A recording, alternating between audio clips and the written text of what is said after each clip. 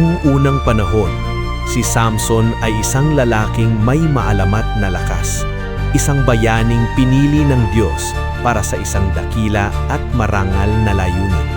Ngunit ang kanyang pinakamalaking hamon ay hindi isang leyon o isang hukbo, kundi ang banyayad na bulong ng puso. Sa lambak ng Sorek, nakilala niya si Delilah, isang babaeng ang kagandahan ay pumapantay sa pinakamagandang paglubog ng araw.